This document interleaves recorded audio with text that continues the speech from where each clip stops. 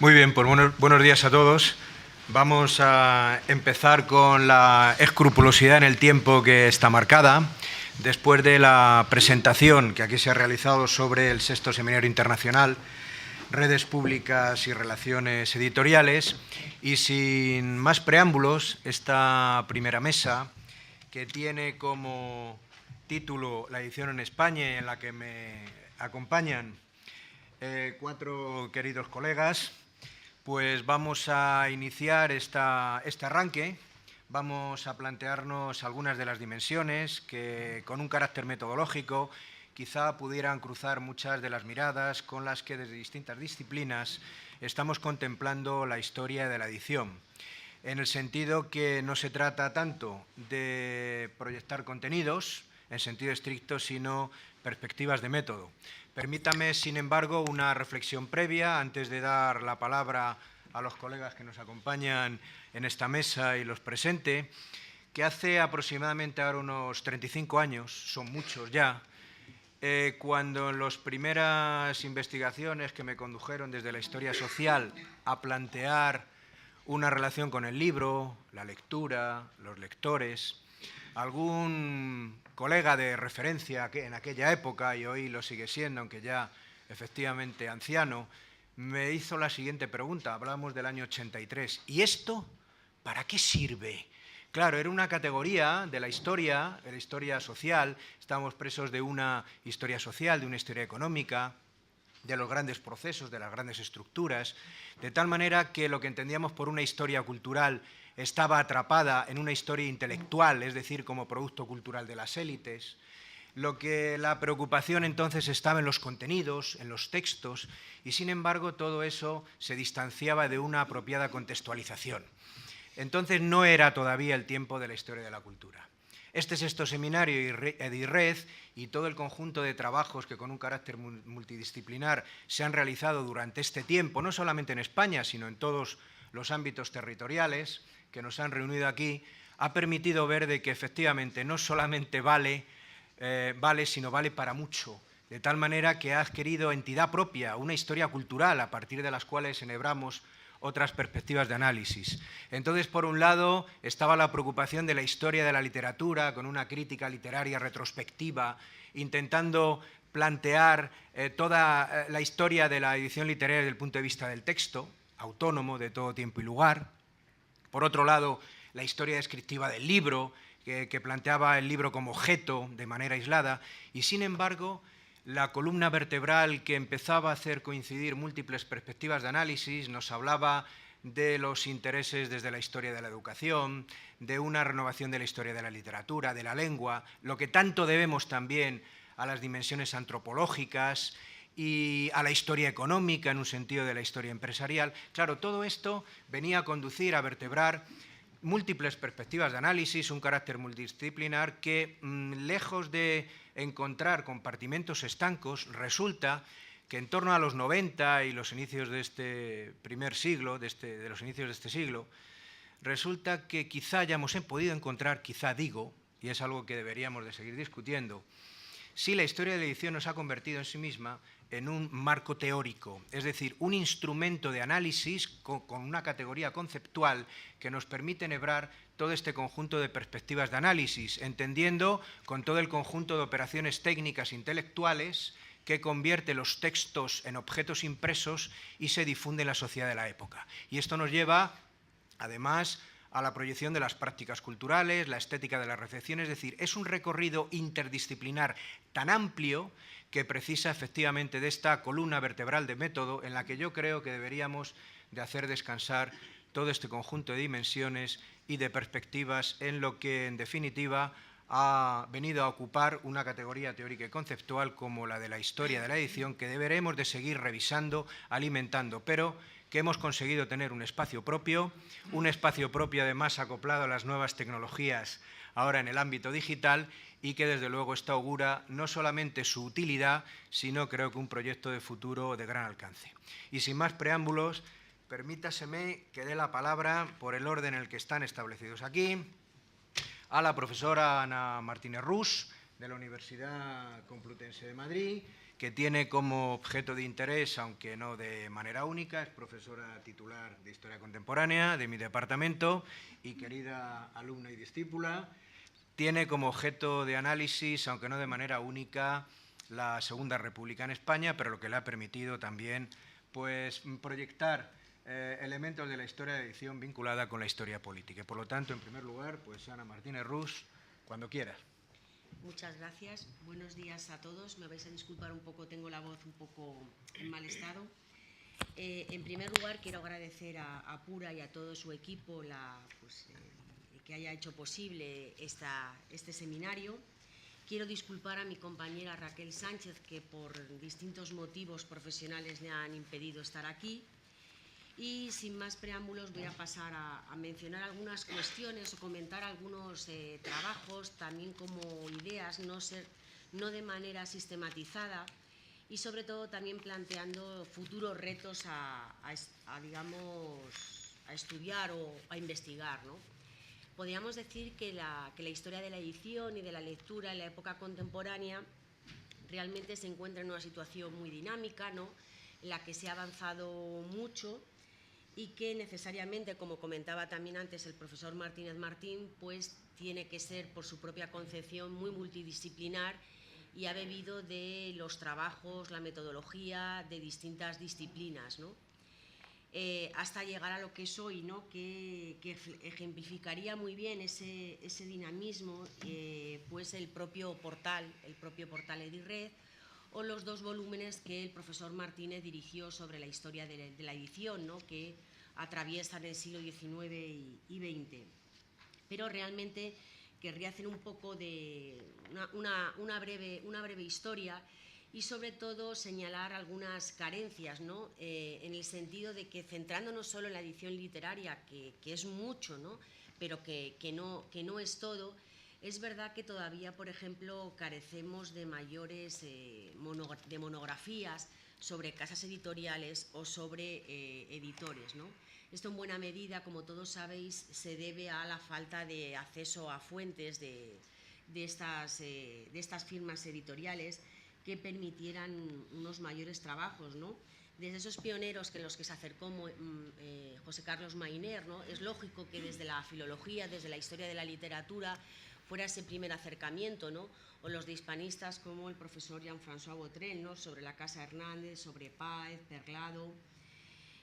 También los trabajos de Gonzalo Santonja, ¿no?, sobre esas editoriales de avanzada, la CIAP, Historia Nueva, Oriente, que llega al exilio, en el que no me voy a meter porque hay otra mesa, es decir, que tendría un largo recorrido en sus propios trabajos, o también los del propio Hipólito Escolar. También, evidentemente, si nos ceñimos a la historia de la edición literaria, pues la importancia que tiene para ese gran público, ¿no?, en el momento, las colecciones populares, en las que tampoco voy a extenderme mucho porque hay también otra mesa de trabajo, pero tengo que citar aquí los trabajos del profesor fallecido Álvarez Insúa o de Christine Ribalán, que está aquí con nosotros, que se han ocupado de estas colecciones populares que, digamos, divulgaron mucho esa literatura, ¿no? También, evidentemente, más allá de los trabajos que recogen la historia de la edición, que evidentemente dirigió el profesor Martínez Martín, como antes he señalado, pues ese panorama general de Xavier Moret y de Vila San Juan, ¿no?, en hacer un recorrido que apunta a que es lo que comentaba antes, ¿no?, enlazándolo, la necesidad de poder realmente establecer unas mayores monografías sobre algunas casas editoriales, o las panorámicas. No me quiero meter, pero sí tengo que señalarle, ¿no?, que ha hecho Manuel Llanas para Cataluña, para el siglo XIX y XX, y que Lara nos contará con mayor detenimiento, ¿no? Pero en este sentido, o el ejemplo a seguir sería, por ejemplo, el trabajo de Mónica Baró, que no se ha publicado, sobre la editorial Juventud, lo que hizo Albert Forment sobre, a caballo entre la biografía pero también la historia de Pepe Martínez, ¿no?, con Ruedo Ibérico. En este sentido, si las casas que en el siglo XIX y XX se dedicaron de manera exhaustiva, aunque fueran generalistas, pero centrándose en esa edición literaria, yo creo que son buenos ejemplos a seguir, que nos podrían dar una visión, una panorámica mayor, para poder luego establecer diálogos, evidentemente, científicos o metodológicos, ¿no? Y en ese sentido también la importancia que tiene, no solo, es decir, pues evidentemente saber las tiradas, saber conocer mejor los títulos, cómo digamos, se distribuía, llegaba al lector ya sea bien comprando el ejemplar, bien en bibliotecas públicas, la importancia, ¿no?, de toda la política oficial del libro en este sentido, pero también, y de ahí volver a digamos, enlazar con nuestros compañeros filólogos y la historia de la literatura, la importancia, ¿no?, en el momento en el que el texto, digamos, pasa a convertirse, ese original, en un producto, ¿no? Y en este sentido, pues los trabajos que también el propio Jean-François Botrel, Raquel Sánchez, Jesús Martínez han trabajado sobre el autor, ¿no? Esa profesionalización del autor, o la importancia en determinados contextos en que existiera censura, ¿no? Y para eso también me parece modélico, y que está aquí, lo voy a citar, el trabajo de Fernando Larraz sobre el letricidio, ¿no?, sobre la censura, como, digamos, el proceso creativo y las consecuencias que eso tuvo durante el franquismo, ¿no?, que evidentemente arrancaría desde esos trabajos pioneros de Manuel Avellán. Digamos que tenemos que beber o volver, digamos, evidentemente a los que plantearon ya podríamos decir, los clásicos, ¿no?, los pioneros en estos trabajos, para seguir, digamos, avanzando y seguir poder profundizando en estas cuestiones, ¿no?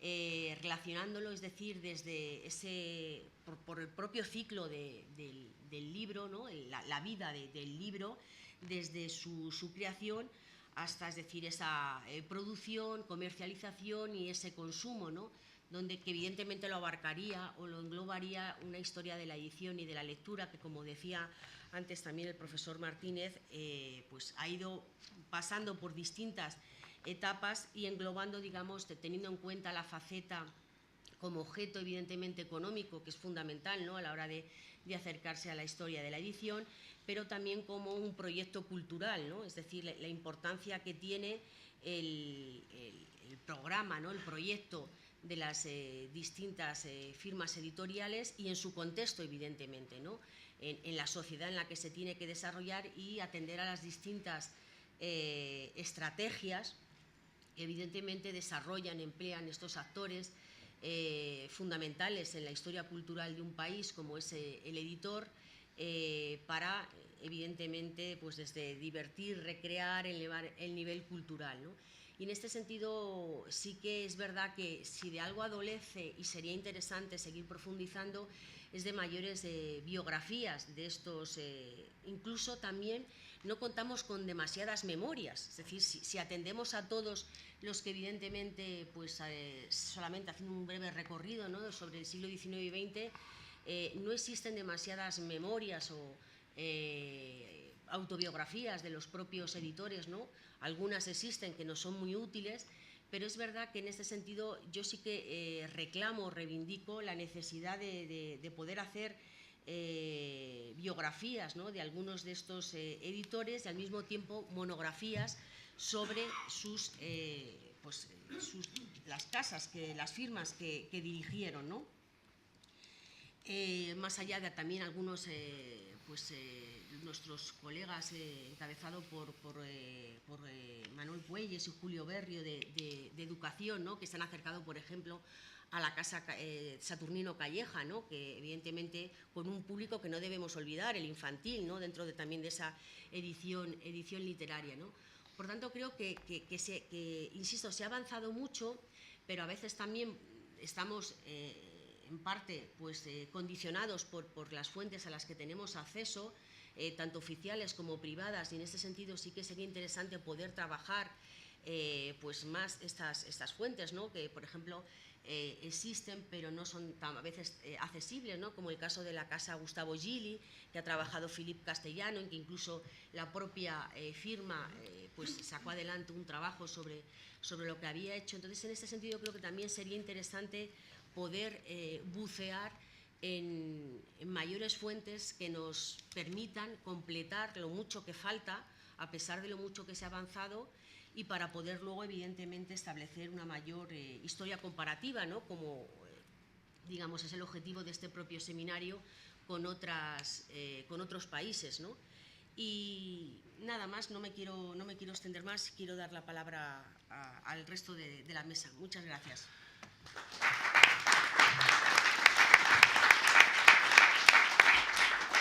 Muchas gracias, Ana Martínez Rus, por esa disciplina en el horario.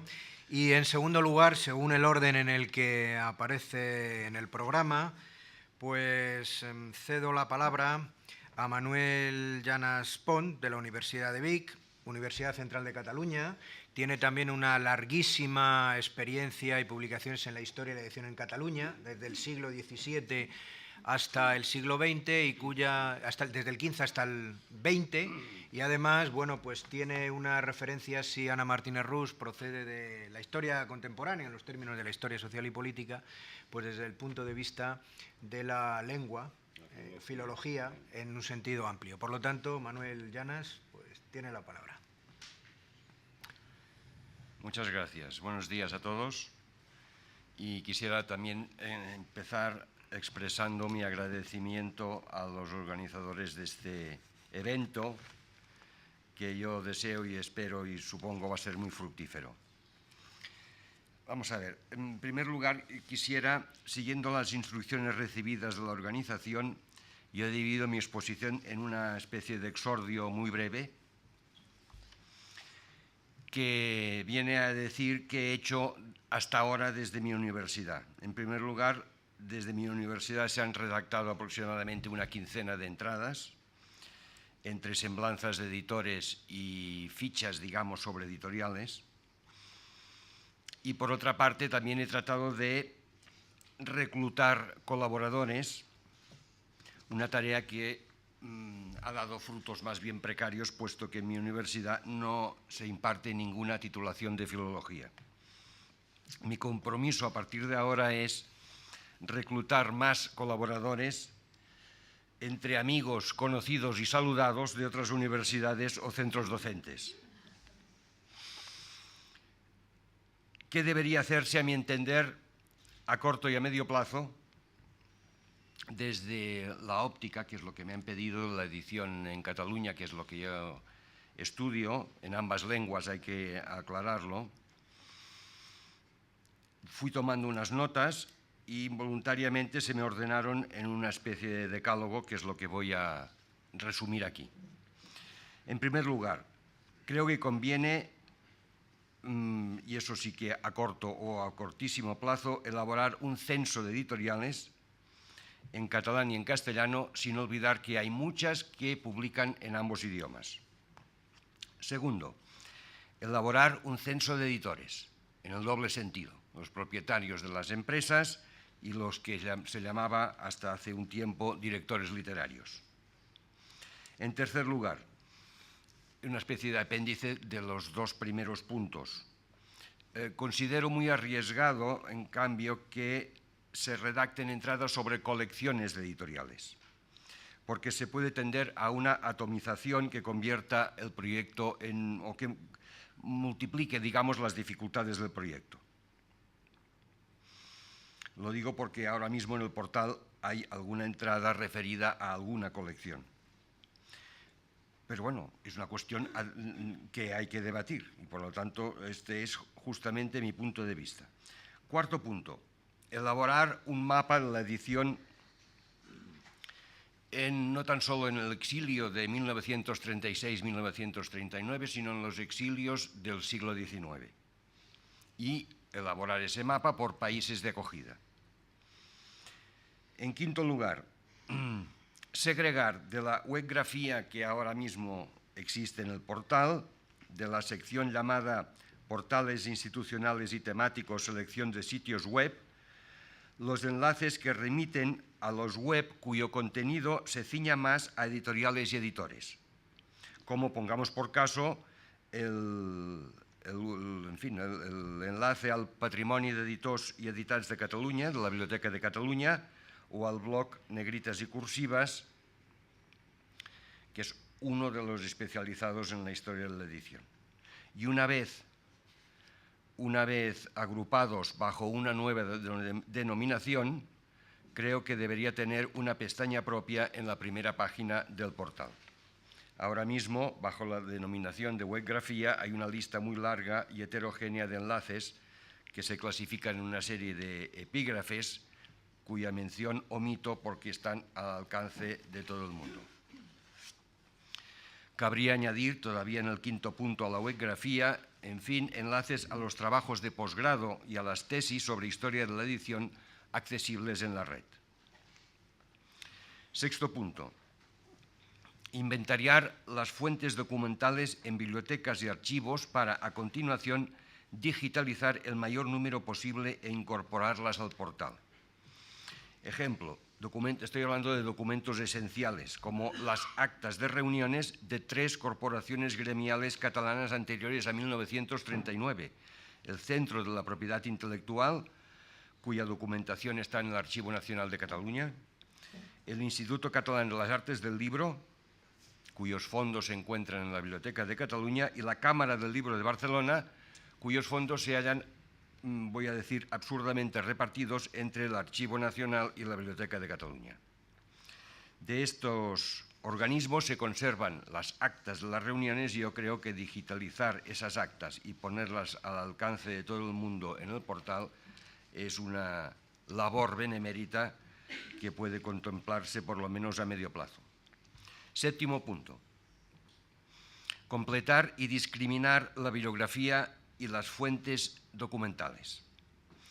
Y categorizarlas por, primero, historias generales de la edición, monografías y artículos. Segundo, ámbitos territoriales. Tercero, memorias y ensayos de editores y entrevistas concedidas. A eso se refería hace un momento la profesora Ana Martínez de Rus cuando lamentaba que las autobiografías de editores, por desgracia, escasean. Pero por lo menos hay que inventariar y categorizarlas las existentes. En quinto lugar, documentos audiovisuales. En la Biblioteca de Cataluña, por ejemplo, se conservan en audio o en vídeo entrevistas a José Manuel Lara padre, a Jaime Salinas, a Josep María Castellet, a Jaume Vallcorba, a Jorge Herralde y a Valeria Bergali. Sexto lugar, catálogos de editoriales y librerías de Cataluña, España y los países iberoamericanos inventariados inventariados por la Biblioteca de Cataluña en un fondo que yo me temo que es todavía bastante desconocido, que se llama Bernes de las Casas. Ese fondo empezó a constituirse hacia 1918, se cerró hacia el año 2000 y distribuye la existencia de estos catálogos y material editorial complementario en 3 franjas cronológicas, hasta 1939, de 1940 a 1975 y desde 1976. En PDF, cuyos enlaces podrían incluirse en esta bibliografía, la sección catalana ocupa 152 páginas, la española 196, mientras que las de los países iberoamericanos muchas menos, pero además habría que localizarlas dentro del bloque de los países extranjeros. Estos PDFs se encuentran al alcance de todo el mundo en el catálogo, a través del catálogo de la Biblioteca de Cataluña. En octavo lugar, habría que establecer también, se ha establecido ya en algunos casos, contactos con grupos de trabajo o de investigación sobre ámbitos de estudio afines para pactar colaboraciones mutuas.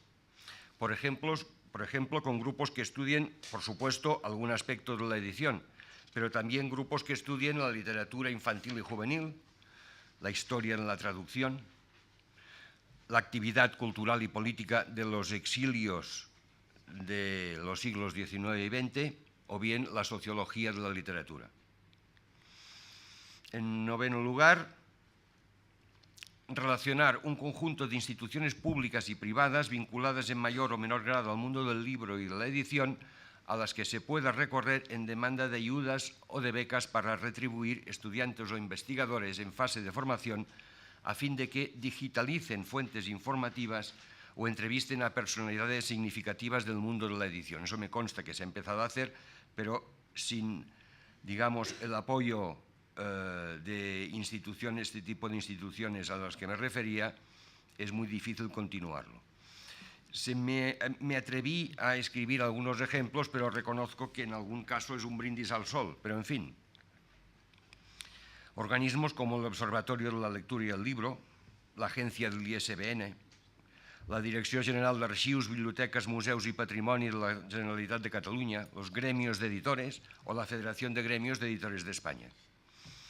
Y por último, en 10º lugar, habría que incorporar al portal enlaces a vídeos de entrevistas con editores o reportajes sobre ellos. Hay que explorar no solo los almacenados en YouTube, donde encontré en una rápida ojeada vídeos protagonizados por Max Kanner, Josep María Castellet, José Manuel Lara, padre e hijo, y Carlos Barral, sino también los archivos digitales de las diferentes cadenas de televisión. Las cadenas que los tienen, algunos muy bien construidos, muy bien estructurados, fácilmente localizables. Esa es otra fuente de documentación de este tipo a la que hay que acceder. Asimismo, en la biblioteca del Corpus Literari Digital de un portal que se llama Cátedra Màrius Torres, que depende de la Universidad de Lleida, localizo entrevistas a 3 editores, que son Josep María Castellet, Carlos Jordi Guardiola y Ernest Foc. No estaría de más, asimismo, buscar en Google Imágenes fotos de sedes de editoriales.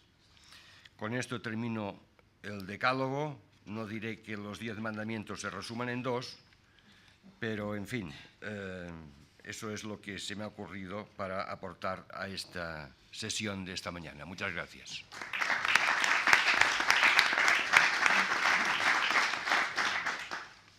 Muy bien, pues muchas gracias a Manuel Llanas, no solamente por haberse ajustado el tiempo, sino además por los contenidos o la vocación con la que ha sido entendido este encuentro. Y en tercer lugar, pues cedo la palabra a Dolores Vilavedra, que es del Departamento de Filología Gallega, también desde el punto de vista de la filología de la Universidad de Santiago de Compostela, y ella, bueno, pues ha volcado su interés sobre todo, aunque no de manera única, en la narrativa y el teatro gallego contemporáneo, sobre todo desde la Guerra Civil.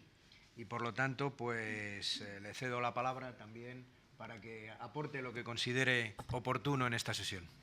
Bueno, muchas gracias. Yo realmente creo que llego más bien al proyecto desde la experiencia de haber hecho un diccionario literario en 4 tomos. Entonces, bueno, todo lo que es el trabajo enciclopédico en equipo y demás, pues me instala en mi admiración eterna, pura, porque es muy complicado echar adelante este tipo de proyectos, y también de la edición de epistolarios, fundamentalmente de intelectuales, de galleguistas de preguerra y posguerra, con lo cual ahí nos acercamos a la cultura editorial.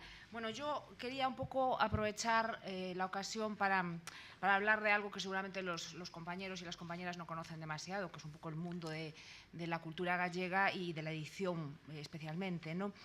Para entender la situación actual es preciso que nos retroceder un poco atrás y retroceder básicamente a la guerra y la posguerra. La guerra civil impone una fractura a todos los niveles en la vida pública en Galicia, pero a nosotros nos interesa la fractura que impone en el mundo editorial, en el mundo del libro. Yo siempre les explico a mis alumnos que el sistema literario se exilia, todo él. Esto no quiere decir que en Galicia no se publicase durante la guerra algún libro, pero que se publica algún libro suelto en algún pequeño pueblo perdido de forma casi anónima, no quiere decir que existiese un circuito editorial activo. El exilio es un punto de inflexión, como tú apuntabas antes, para nosotros, y origina una cierta esquizofrenia editorial, como luego explicaré, que tenemos que asumir y entender para poder abordar el proyecto.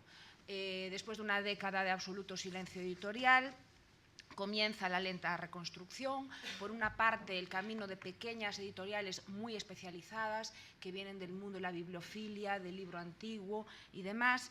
Y por otro, 1950, la fundación de la editorial Galaxia, que es la gran editorial gallega aún hoy, con su proyecto Resistencia Cultural. Por lo tanto, el proyecto de Galaxia va mucho más allá, es en cierta forma un proyecto, si me permiten, político, dar una alternativa política, con algún hito editorial interesante. Por ejemplo, Martin Heidegger, la primera traducción que se hace a una lengua peninsular de Heidegger es al gallego y se publica en Galaxia. bueno, estas cosas, ¿no? de aprovechar los contactos, con algunas singularidades también, una apuesta muy importante por el ensayo, que puede resultar chocante en ese contexto de prioridades y de urgencias, que también podríamos comentar. Y luego hay un segundo punto de inflexión en nuestra historia editorial, que es el posfranquismo, fundamentalmente a partir de 1980, con la aprobación del Estatuto de Autonomía, la puesta en marcha de la Ley de Normalización Lingüística y lo que esto supone de impulso para el mundo editorial al amparo de la entrada del gallego como lengua de y como lengua en la enseñanza primaria y secundaria, ¿no? Ahí empiezan a funcionar otros factores, como es el libro de texto, las lecturas obligatorias para la enseñanza y el boom empresarial que se produce nos lleva también a hablar de una cierta especialización de las editoras, ahora yo diría que más bien una especialización comercial e ideológica. Llegó la crisis y, como dice la canción, llegó el comandante y mandó a parar. La crisis económica se ha sentido de una forma durísima en la cultura gallega por distintas razones. Y viene una segunda pregunta: ¿quiénes y cómo sobreviven? Pues sobreviven fundamentalmente por la apuesta de la tirada bajo demanda, por una reducción brutal de personal, con consecuencias nefastas, como puede ser, por ejemplo, los retrasos en la publicación de títulos, con el consiguiente impacto que esto genera en las trayectorias autoriales, con todo lo que esto implica, bueno, pues de estilo, de creación de imagen autorial y demás. No vamos a entrar en ello. Bien, en la actualidad la Asociación Gallega de Editores tiene 29 asociados, después de pasar hace menos de una década, desde luego, estábamos casi en 50. Han aparecido nuevos sellos unipersonales que directamente no se asocian, con lo cual esta estadística puede ser un poco engañosa, es un poco engañosa. Y en estos momentos la diferencia entre asociados y no asociados pues puede estar distorsionando los datos del comercio interior del libro, porque se elaboran a partir de los ofrecidos por el gremio, y el gremio, como les decía, bueno, pues en este momento tiene estas peculiaridades. Esto un poco por si alguien tiene interés y busca los datos, hay que valorarlos con cautela. ¿En qué se traduce esto? Dispersión e invisibilización de la oferta, hiperespecialización, menos dependencia de las subvenciones y de la escuela, lo cual no deja de ser una ventaja, la calidad que hasta hace poco se resentía en todos estos pequeños sellos unipersonales, ahora paradójicamente, como estos sellos han recuperado la gente expulsada de la empresa editorial por la crisis, bueno, pues sí que están apostando por la calidad, por el cuidado y demás. Y este es un poco el mapa rapidísimo que les quería trazar para plantear una serie de cuestiones ya de índole más conceptual o metodológica. La cuestión de la identidad. La edición literaria en gallego, la edición literaria en Galicia. Podríamos pensar que es casi lo mismo o no. Históricamente tenemos que hablar de una Galicia diaspórica y no solo latinoamericana. Por ejemplo, Suiza o Portugal, en las postrimerías del franquismo, fueron puntos interesantes a donde algunos autores iban ya directamente a publicar porque no querían pasar por censura. El franquismo estaba a punto de acabarse, pero no se acababa, y entonces, bueno, pues esta gente decía, bueno, pues mira, estoy cansado y no quiero que el libro pase por censura, lo publico en una asociación de migrantes en Suiza o lo publico en Portugal, que me queda a un paso. Esta Galicia diaspórica nos obliga a incluir también textos en castellano. Claro, ¿qué hacemos con Luis Oane? ¿Qué hacemos con Eduardo Blanco Amor? ¿Qué hacemos con Rafael Dieste? Y cuando digo qué hacemos, me refiero a quién y cómo los aborda. Esto va un poco para los colegas pues, de Argentina fundamentalmente, pero también pues, de México, de Brasil. Tendríamos ahí otro frente abierto. Aquí, por lo tanto, se nos plantean problemas metodológicos que tienen tanto que ver con la identidad de proyectos editoriales, como puede ser la editorial argentina Citania, que es quién aborda Citania y cómo se aborda, cómo garantizamos que Citania esté abordado desde esta perspectiva complementaria argentina, pero también gallega, ¿no? Y además que esto tiene que ver con otra cuestión que es quizá más difícil de valorar, que es la cuestión de los públicos. Es decir, ¿qué es antes, el huevo o la gallina? Quiero decir, determinadas obras tienen determinados públicos porque se escriben en una lengua X, sea gallego, sea castellano, o se escribe en determinadas lenguas para llegar a determinados públicos, como hacen buena parte de los exiliados gallegos, por ejemplo, Seoane, que es un escritor, y ahora vuelvo a la palabra antes, esquizofrénico en este sentido. Escribe parte de su obra literaria en gallego y parte de su obra literaria en castellano. Yo creo que su apuesta por el castellano es, evidentemente, para llegar al público argentino, ¿no? Pero claro, todo esto nos condiciona a nosotros como investigadoras, como taxonomizadoras, fundamentalmente, nos condiciona mucho, ¿no? Y nos obliga a estar muy vigilantes, a ser muy complementarios y a ser muy coherentes. Reparad además que estoy planteando la cuestión en absoluto en términos políticos, ni siquiera en términos sistémicos, sino puramente en términos metodológicos internos nuestros del proyecto. Por ejemplo, yo estaba escribiendo este guión y tenía en mi estante, levanto la vista y veo las obras de Blanco Amor y veo un libro que se titula Chile a la vista, no sé si aquí hay alguien de Chile, que publica Ediciones Pacífico, la editorial del Pacífico. Bueno, aquí tenemos un ejemplo, ¿no? Es decir, cómo incorporamos este Blanco Amor en castellano, en Ediciones del Pacífico, a nuestro proyecto. Por lo tanto, yo creo que esto es una cuestión muy importante que tenemos que resolver, la edición literaria fuera de Galicia y en castellano de autores como Blanco Amor. Obviamente no es el caso ni de Valle Inclán ni de Cela, es decir, quién la aborda, dónde ponemos los límites y demás. Por lo tanto, tenemos que trabajar, o tengo que trabajar, con modelos conceptuales que mudan si los abordamos en un momento histórico u otro y si lo hacemos desde una perspectiva estatal o transnacional. Hoy en día, hablar de edición literaria en gallego es casi lo mismo que aplicar un criterio territorial. Y es casi lo mismo, por lo tanto, que hablar de edición literaria en Galicia. Hoy, lo que se publique fuera de Galicia será siempre puntual y absolutamente menor, me atrevería casi a decir que irrelevante.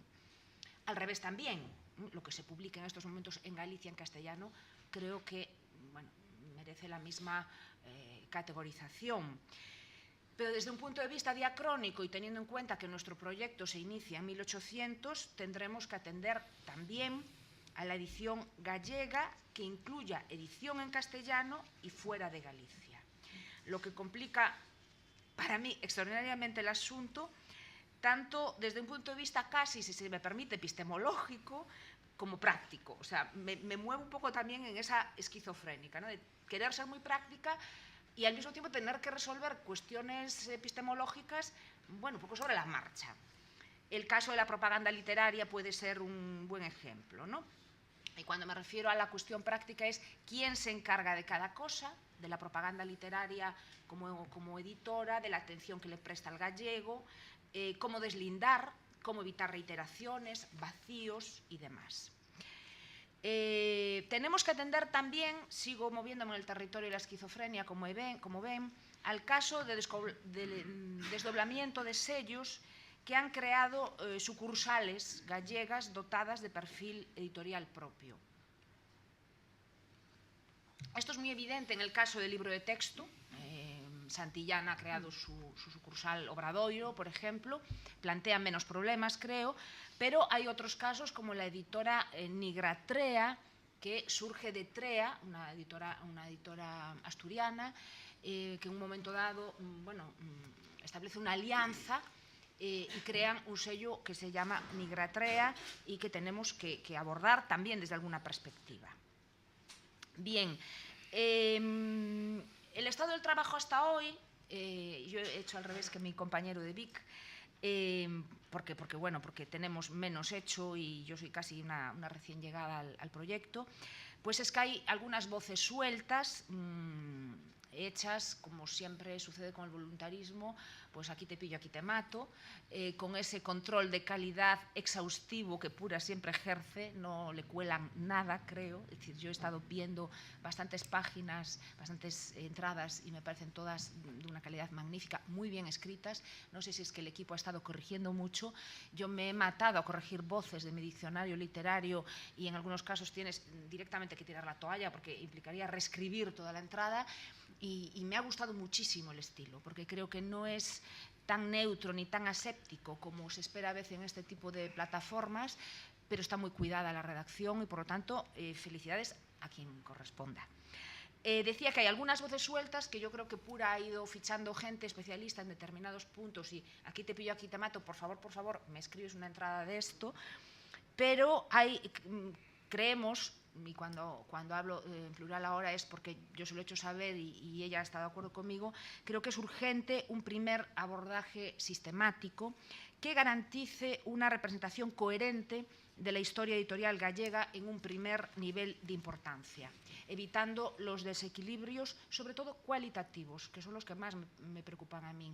No me preocupa tanto que haya pocas voces como que las que haya, este es un poco mi objetivo, el objetivo de mi presencia en este proyecto, reflejen lo que es el pool fundamental para entender la historia editorial gallega, los imprescindibles, diríamos, ¿no? Claro, si tú trabajas simplemente con voluntarismo, estás un poco a expensas de esta cuestión. Yo es que soy especialista en una pequeña editora o en una colección. Bueno, me la haces porque eres especialista, claro, pero resulta que esa pequeña editora o esa colección va a estar posicionada en el portal y van a faltar las grandes editoriales o los grandes editores de referencia, ¿no? A mí me parecía que esto, en el caso de una cultura como la nuestra, donde todavía el canon no está muy establecido, sobre todo hacia afuera, era muy importante resolverlo con una cierta urgencia. Entonces, ¿qué hemos hecho para esto? Pues hemos establecido un convenio con el Consello de la Cultura Galega. El Consello de la Cultura Galega, tengo que decirlo porque es una cosa muy chocante, que la gente no sabe, que explica algunas cosas, es la tercera institución de Galicia en cuestiones, por orden, digamos, estatutario, en la ley. Bueno, podríamos, si a alguien le interesa, después comentar por qué esto es así. No quiere decir esto que, en fin, que en Galicia seamos especialmente celosos de nuestra cultura. Yo oí hablar al colega catalán y me moría de envidia directamente con todo lo que tenéis hecho y archivado. Pero es así, ¿no? Es decir, entonces le hemos planteado esta necesidad al Consello da Cultura Galega, que tiene también una web muy potente que está apostando mucho por la transferencia de conocimiento abierta desde su portal, que tiene muchísimas consultas por todo el mundo. Además es muy curioso esto, ¿no? Porque de repente nos aparecen puntos en Indonesia, entonces un montón de consultas y dices, bueno, pues habrá allí alguien en Indonesia que está trabajando en la cultura gallega. Y entonces hemos hecho un convenio que está a puntito, después de los intercambios, está a puntito de que se firme ya, que nos garantiza que en unos 2 años un equipo de especialistas que yo coordinaré pues va a hacer, yo calculo que será la lista definitiva entre unas 30 y 40 voces que son las que nos van a garantizar esa presencia, digamos, canónica de lo fundamental y además lo fundamental hecho por especialistas, ¿no? Esto, bueno, nos garantiza muchas cosas, nos garantiza visibilidad, legitimidad institucional, creo que esto es muy importante, y que además esta legitimidad institucional es muy importante también para abordar otros proyectos con los que yo me siento comprometida personalmente, Pura, ya te lo digo, aunque sé que va a ser muy difícil, ya tendremos ocasión de comentarlo tú y yo, que es el archivo sonoro y videográfico. Yo creo que efectivamente esto, cara al futuro, es muy importante, es mucho más difícil de resolver, pero tenemos muy buenos materiales de partida en la radio y en la televisión, y ahí hay que hacer un trabajo de caza y captura, de asedio, y yo me comprometo ya personalmente a hacerlo, ¿no? Esto nos garantiza, como os decía, cumplir un plazo, tener visibilidad también a través del soporte web del Consello de la Cultura Galega y también resolver los problemas que se derivan del voluntarismo en este tipo de proyectos. Después trabajaremos con voluntarismo, pero esta primera entrada vamos a trabajar con este equipo, digamos, financiado, por decirlo así, aunque va a ser una cantidad casi simbólica. Tenemos una dotación presupuestaria muy pequeña, pero esto, digamos, es lo que nos permite exigir cumplimiento de plazos y trabajar con esos 2 años, ¿no? Y soslayar los riesgos del voluntarismo, como les decía. Problemas concretos que tenemos nosotros, grandes áreas de nuestra historia editorial sin estudiar, otras muy estudiadas en cambio. Hay muchos trabajos micro y algunos muy macro, pero faltan trabajos de tipo medio. Y luego yo creo que tenemos estudios parciales que adolecen de una cierta desconexión contextual. Por ejemplo, el exilio gallego que está bastante estudiado, pero creo que falta estudiarlo en conexión con el conjunto del estudio del exilio español, o la literatura del XIX, que está bastante estudiada, pero por ejemplo yo que he estado trabajando mucho con Rosalía de Castro, con algún grupo de investigación, solo ahora empezamos a estudiar más a Rosalía en el contexto de las literaturas ya no hispánicas, sino europeas del XIX, ¿no? Entonces creo que aquí tenemos algunos flancos, o la censura, que recientemente estamos empezando a entrar en el archivo de Alcalá y a hacer estudios monográficos de autores, pero bueno, que dentro de unos años espero que alguien pueda hacer el gran trabajo sobre la censura literaria en Galicia. En este momento es imposible mientras no tengamos una batería más grande de trabajos micro. Y bueno, tengo algunas cuestiones más técnicas que quiero plantear, pero que me parece que serán más apropiadas para los talleres de la tarde, y así pues creo que también cumplo más o menos el tiempo que se me había asignado. Gracias por su atención.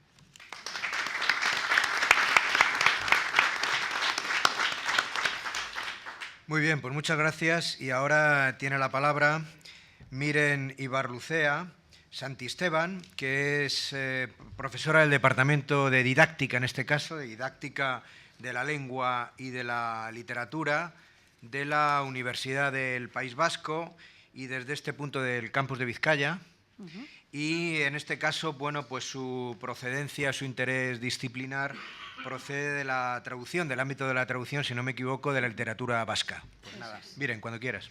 Bueno, pues yo, para empezar, agradezco la acogida. Soy una recién llegada yo también al proyecto, y agradezco de antemano también la paciencia que tendréis que tener con esta recién llegada, y probablemente algunas dudas que planteé ya se han tratado en seminarios anteriores, entonces por eso decía lo de la paciencia.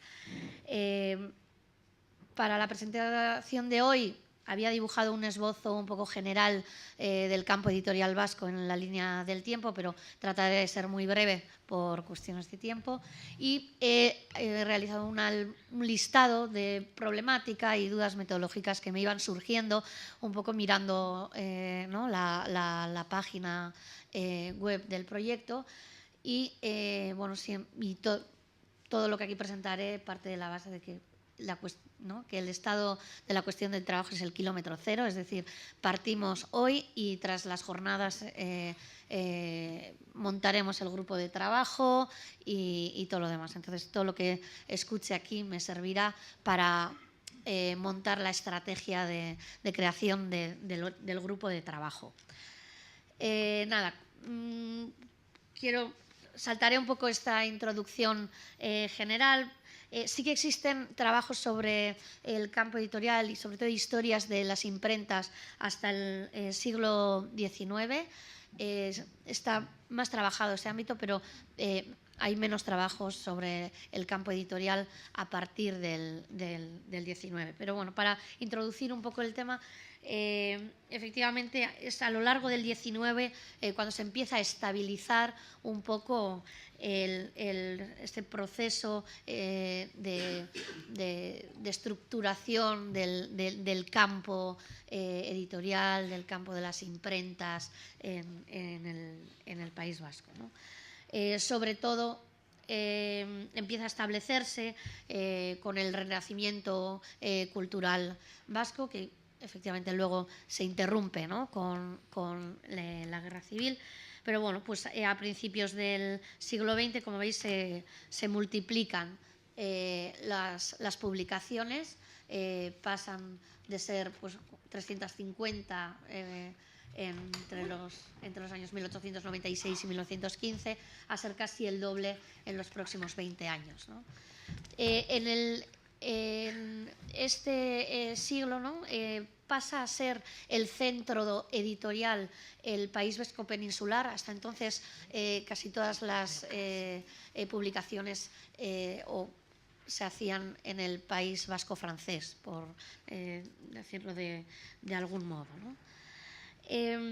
Los trabajos de literatura vasca publicados entre el final del siglo me he equivocado, ¿no? Sí, del XVIII y la Guerra Civil Española, los he dividido como en 4 ejes. Tenemos por un lado tenemos pues trabajos impresos directamente en imprentas que vienen un poco de la herencia anterior, ¿no? Como pueden ser pues imprentas ligadas sobre todo a impresores, ¿no?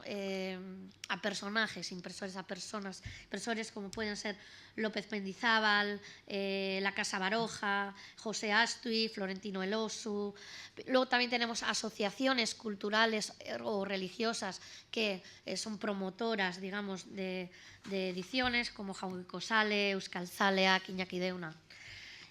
Comienzan las primeras editoriales en los años 20 y 30, las primeras casas editoriales como Verde Satchirica, Editorial Vasca, Editorial Itxaropena, y luego tenemos también editoriales e imprentas en la parte francesa, ¿no? Entonces, eso más o menos por explicaros un poco cuáles serían como los 4 ejes generales. El proceso de estabilización editorial se interrumpe con la Guerra Civil Española y se crean editoriales en el exilio y muchas veces, y esto lo plantearé en el listado de problemáticas, no son editoriales en sí, sino son proyectos culturales que también editan. Entonces, ese es un tema que me produce algunas dudas, es decir, cómo vamos a abordar este tipo de proyectos culturales en los que se edita, pero no como una casa editora, no son una editorial, sino que promueven la edición, por decirlo de alguna manera, ¿no? Y adelanto otra de las dudas, ¿no?, metodológicas que se me planteaban. Existe aquí un grupo de trabajo transversal del exilio. Me imagino que ayer lo comentaba un poco con Pura, pues estas entradas de las editoriales o de la edición vasca en el exilio las tendremos que coordinar con ese grupo de trabajo. Eran cuestiones que me planteaba.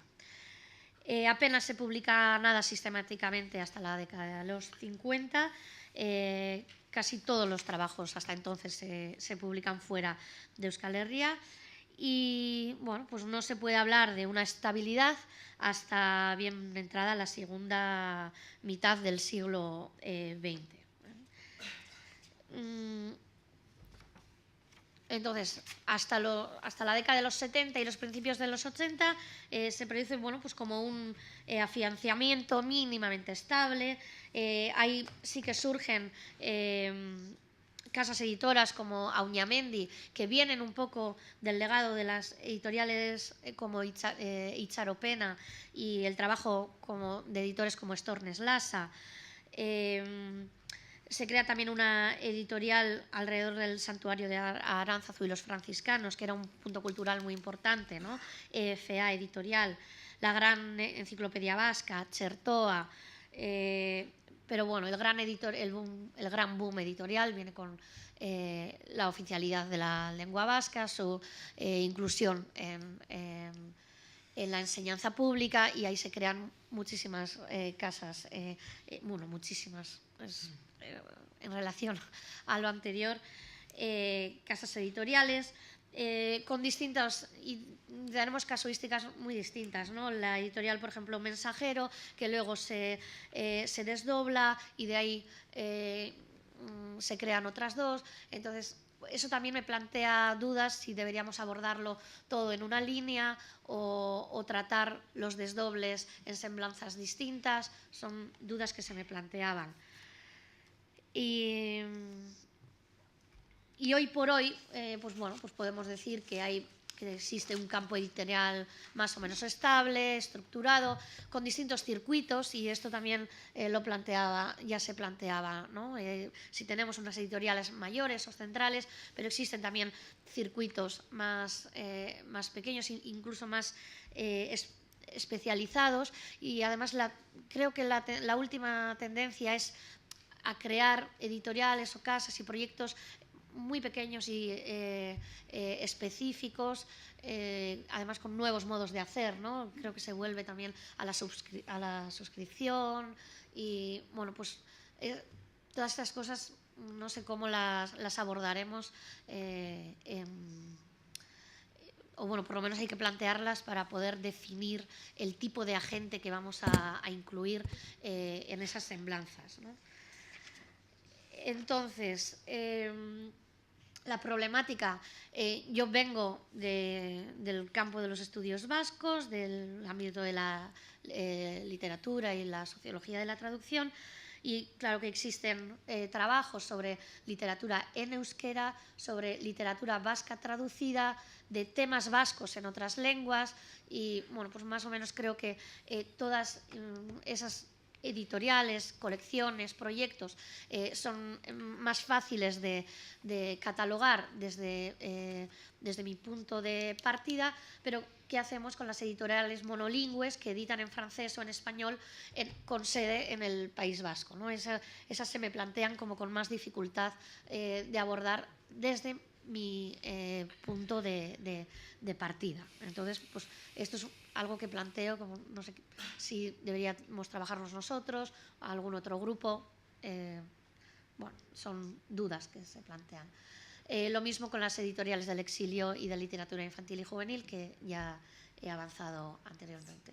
Lo de los proyectos culturales también lo he avanzado anteriormente. Proyectos como Auspoa, por ejemplo, de recogida de la tradición oral, ¿no? Que han editado con distintas editoriales, pero dentro del mismo proyecto, o el proyecto Kilikili, que era un proyecto de literatura infantil y juvenil, ¿no? O el proyecto Literatura Universala del Gobierno Vasco y la Asociación de Traductores, de traducciones de literatura universal, pero que también se han editado en distintas casas editoras, ¿no? Entonces, creo que este tipo de proyectos culturales cabría trabajarlos desde otro punto de vista, ¿no? Y no desde una casa editorial. Existen también hoy en día empresas de edición, traducción, servicios lingüísticos que también editan y también tienen sus colecciones. Entonces, no sé si este tipo de agentes también tendrían cabida en el proyecto. Y luego, no sé si las editoriales españolas con antenas o sedes en el País Vasco, pues, como pueden ser algunas de la enseñanza, como, ¿no? Como Giltza de EDB, pues han de tener una entrada aparte, o las debemos de trabajar en una entrada general. Y también existen, y cada vez más creo, colaboraciones y asociaciones entre editoriales, ¿no? Calandraca y Pamiela editan a la vez en el País Vasco. Entonces, pues tendremos que abordar este tipo de asociaciones, pues, de alguna otra manera, para poder incluirlas en las semblanzas. Ya os digo, solo planteo dudas. Otras dudas que se me presentan: ¿qué hacemos con la Asociación de Editores del País Vasco? ¿Merecen una semblanza la Asociación de Literatura Infantil y Juvenil, como ¿no? Son asociaciones que sustentan y que impulsan la edición? ¿O puede servir también este listado de asociaciones para buscar colaboradores para el proyecto, ¿no?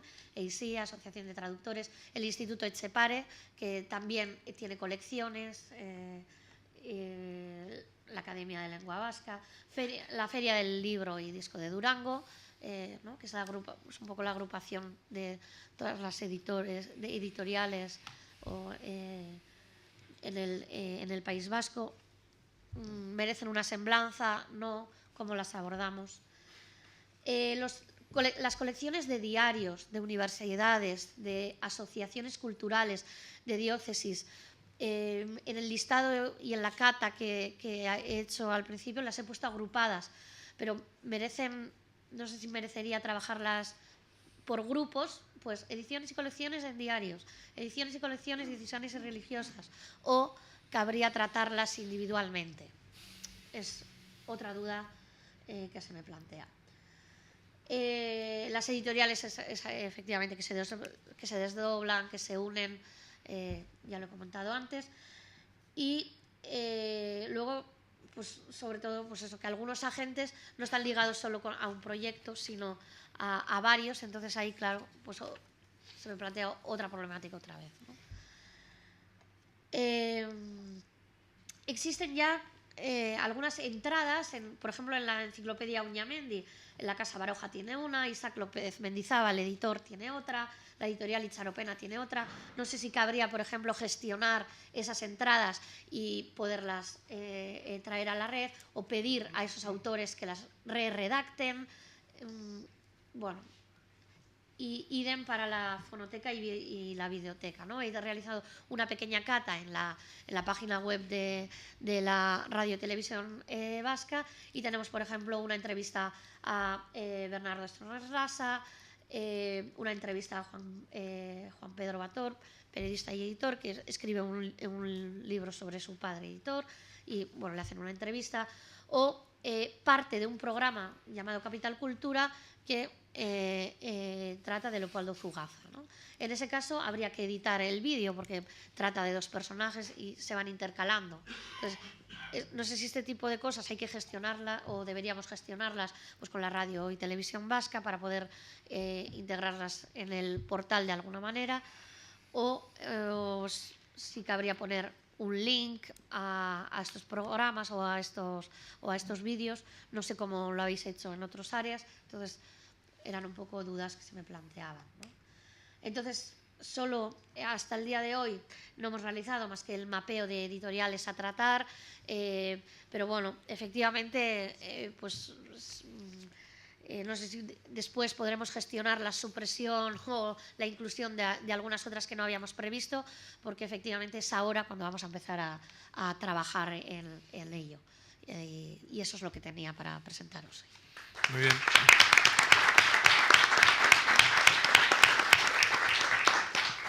Muy bien, pues muchas gracias. Aprovechando la situación de privilegio que lleva la moderación de la mesa, yo casi de manera en 2 minutos, no pienso castigarle más que 2 minutos, y aprovechándome de esa situación, me gustaría que como interviniente, no tanto como moderador, quizá incorporar alguna dimensión que puede formar parte de mis trabajos actuales y sobre todo qué es lo que se puede aportar en los términos del portal. Hay una dimensión, pensaba solamente hablar de eso, pero precisamente en sintonía con lo que se ha planteado aquí, yo creo que la edición, no en Cataluña, País Vasco y Galicia, sino en catalán, vasco y en gallego, que es una cuestión conceptual, pero también metodológica, tienen singularidad no solamente por la lengua en sí misma, sino porque forma parte de procesos creativos y divulgativos distintos. Y me llamaba la atención porque en la historia de la edición, que coordiné hasta 1975, la edición en gallego, vasco y catalán es un reto que asumí yo personalmente. Y en estos términos creo que en la dimensión del portal sí tenemos una categoría comúnmente aceptada, que estamos hablando de libros. Pero yo creo que es difícilmente comprensible la edición en euskera sin las revistas de los monasterios vascos. Es decir, es verdad que el portal no puede mutar y acoger la prensa, no me estoy refiriendo a eso, pero sí es verdad que tenemos una perspectiva de método que puede incorporar otras fuentes de información en sí mismas como las revistas. Pero de lo que les quería hablar sobre todo, y lo que yo quizá pueda aportar ahora por el estado actual de mis investigaciones, es que en primer lugar siento que los tiempos no hayan coincidido, porque el día 30 de octubre se ha clausurado una exposición que llamé Letras clandestinas, 1939-75, en la Imprenta Municipal de Madrid, de tiempo de trabajo. Ha estado abierto 6 meses, hay un catálogo con un estudio medio de 100 páginas. No estoy haciendo en modo alguno propaganda, sino verán dónde quiero llegar. Resulta que cuando terminé la historia de la edición hasta el 75 faltaba un elemento básico, un elemento clave. No tanto los libros, prensa y escritos censurados, esto lo conocemos y estamos abundando en ello, sino todo aquello que nunca pasó por censura, es decir, toda la cultura escrita, impreso, manuscrita, clandestina. Para eso he recogido 450 piezas de 33 centros públicos y privados de investigación, entre ellos la Fundación Lazcano, también la Biblioteca Municipal de Barcelona, también de Ámsterdam, colecciones particulares, de tal manera que no se trata de la censura ni de los libros censurados, también de Galicia, prensa, sino todos los libros, del punto de vista de los libros proscritos, libros de contrabando, libros con cubiertas falsas, todo el amplio elenco de publicaciones periódicas clandestinas, no solamente de partidos políticos, sino de disidencias. No es una historia de la censura, sino aquellas letras que en su origen fueron precisamente libres y que no lucharon con la losa de la censura, sino con la de la represión. Yo creo, además, que esto da el paso a las letras cautivas. Recogí periódicos a mano de muchos centros y que prácticamente son únicos e irrepetibles, desde luego, y las máquinas, las vietnamitas, las octavillas, todo tipo de literatura efímera, las pegatinas, los carteles, las pintadas, los testimonios orales. El catálogo existe y estoy terminando una monografía que se publicará al año que viene, y a efectos del portal yo sí quería plantear esta cuestión porque esto se está perdiendo. Y además esto exige una lógica comparativa, no solamente con los países del este de Europa, con esa mitad, sino, antes lo he comentado con alguno de los colegas que están aquí, hombre, yo creo que esto habría que recuperarlo para Chile, para Argentina y hacer elementos comparativos. La historia de la edición también es la historia de la edición clandestina y se está perdiendo. Yo creo que esta proyección debe plantearnos que la autoedición también forma parte de las inquietudes, de los intereses, y se trata de ir abriendo este tipo de caminos. Bueno, como ya estamos muy apretados con el tiempo, muchas gracias por la asistencia a esta primera sesión y pasamos entonces, según el criterio que ha establecido la reunión, a la siguiente mesa. Pues nada más, muchas gracias.